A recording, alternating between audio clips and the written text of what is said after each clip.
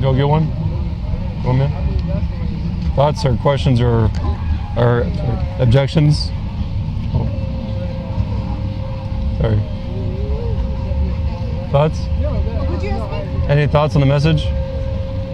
Thoughts of the message here? Yeah. No, I mean, I don't believe in turning baby. I saw that. I kind of have What's that? with this that one a little bit. Which one? Like, this is punish the rapist. What do you think on that? What do you think on this one?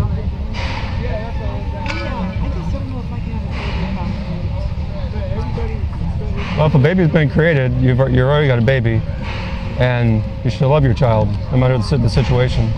Yeah, that's the one that kind of like back and forth with. Well, you know what God says about it? But I don't. No, I mean just. I guess reminders. What's that? That makes sense. What's that? Reminders. Well, yeah, a reminder. You know, I don't know. I can't explain it. It's just hard for me. But yeah, I don't believe in abortion. Well, the answer to this one is simple. God calls for the death penalty for the rapist, and God says you shall not murder. So the mother should not murder her baby. She should love her baby, and we should seek for the death penalty for the guilty rapist, not for the innocent baby. We should love the child, all children. You know what though? It's easy to say. I don't know if it's easy to say. Well, you know why it's easy to say? Because God said it. Yeah, and then like I said, because once you see that little bitty thing, you know. I have seen children conceived in rape. Oh, really? I played with them. I've held them and spent time with them, and you're beautiful. And so I mean, it's easy to support murdering them when they're in the womb and you don't see them. Well, even in a sense, I mean, even that is horrific.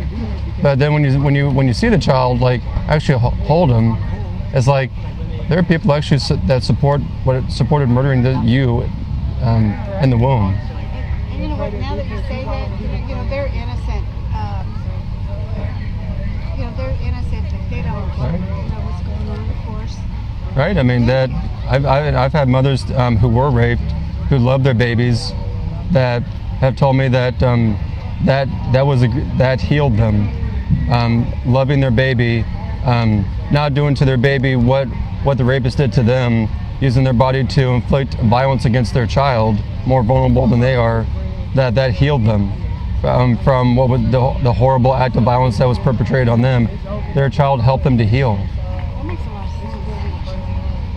And I mean, I've spent time with, I'm not sure how many mothers who've been raped and love their children. And then when you say murder, that is what you're doing. Yeah, it's murder, and like when a guy rapes a woman or girl, however old she is, he's using his body to inflict violence on someone who's more vulnerable than him, right? Probably a lot more vulnerable, more smaller. And when we encourage a mom to murder her baby, if a baby's being conceived in that violent act, we're encouraging her to do the same thing that he did, to use her body to commit violence against her little child, helpless, defenseless, much more vulnerable than she is. So it's like that. How does that solve what was done to her? It doesn't. It's adding violence to violence. It's answering violence with violence. I think when I see that, I kind of like turn the other cheek. See what? I think when I see that, I like turn the other cheek. But with you explaining it, and it makes a lot of sense when you say it helps heal the mother. After they have the baby.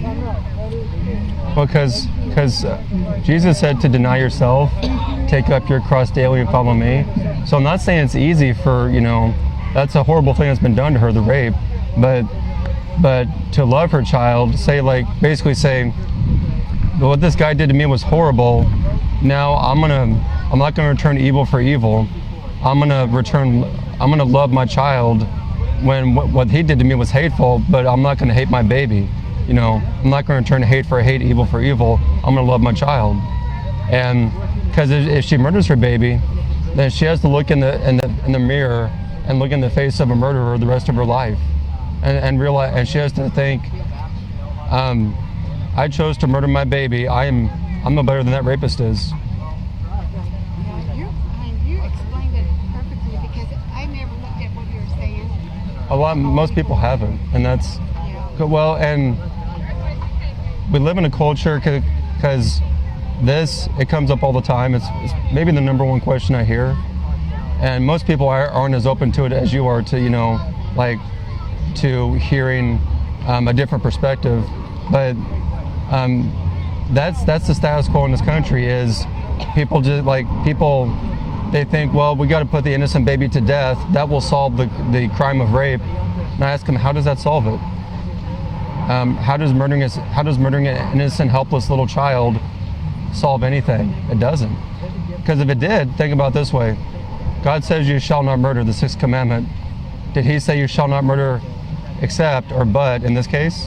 No. He said you shall not murder.